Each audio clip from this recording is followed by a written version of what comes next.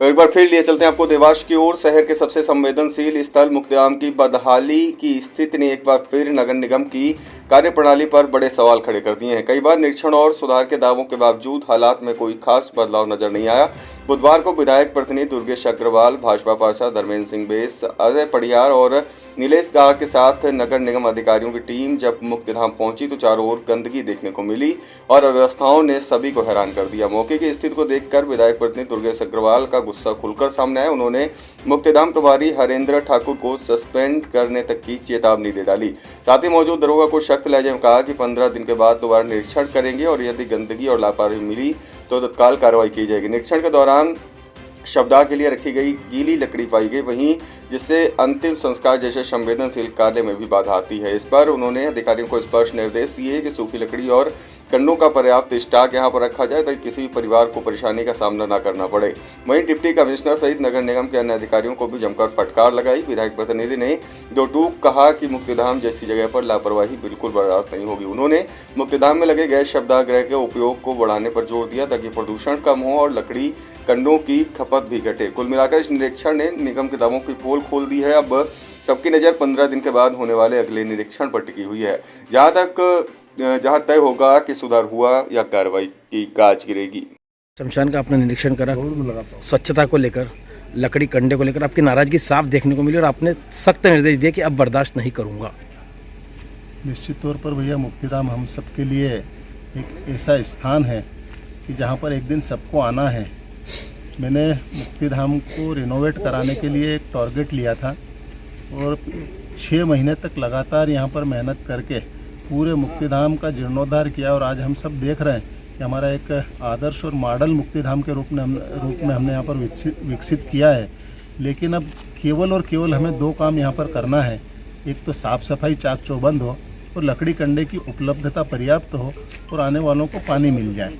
बस ये मेंटेन का काम हमारा है, जिसमें भी मुझे कहीं ना कहीं थोड़ी सी कमियाँ दिखी है।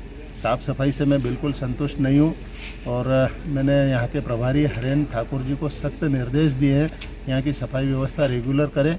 लकड़ी कंडे का स्टॉक भी कम है, लकड़ी गीली देखने को मिली है, पर चूँकि उसका मुझे बताया कि पुराना ठेकेदार था, उसका ठेका ख़त्म होने के कारण जैसे तैसे उससे काम चला रहे थे।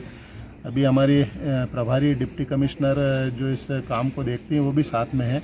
उन्होंने बताया नए टेंडर हो गए हैं, फाइनेंशियल बिड कल खुल जाएगी और आने वाले 2-3-4 दिन में नया ठेकेदार हमारे सामने होगा।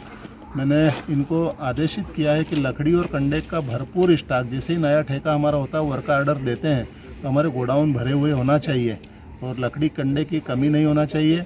पानी के लिए हमारी एक टंकी तो है ही जिसको उपयोग करते हैं, एक सिंटेक्स की टंकी का और मैंने निर्देश दिया 1 सप्ताह के अंदर एक नई टंकी और रखा जाएगी और नर्मदा लाइन से भी जोड़ने के निर्देश दिए। 2 से 3 दिन के अंदर यहाँ नर्मदा लाइन से जोड़ के नर्मदा जी का पानी भी मुक्तिधाम में पहुँचेगा।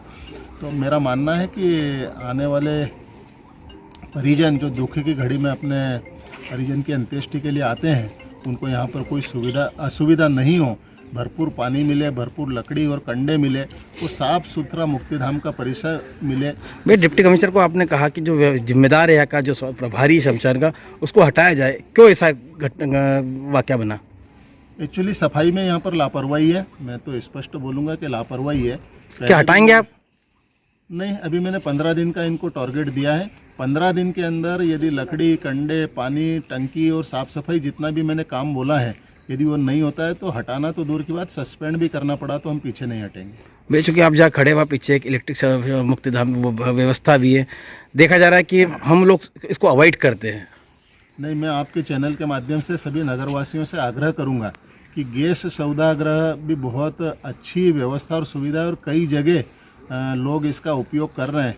मेरा मानना है कि गैस सौदागृह से भी अंत्येष्टि बहुत अच्छे से होती है और मैं देवास के नागरिक बंधुओं से आग्रह करूंगा कि दिवंगत हमारे जो परिजन होते हैं तो गैस चलित सौदागृह का भी उपयोग करें तो निश्चित तौर पर पर्यावरण का भी ध्यान रखा जाएगा। लकड़ी कंडे भी कहीं न कहीं उपयोग होने से बचेंगे और तत्काल और तुरंत और बहुत अच्छे से गैस सौदा में भी हमारे परिजन की अंत्येष्टि हो सकती है। ठीक, धन्यवाद।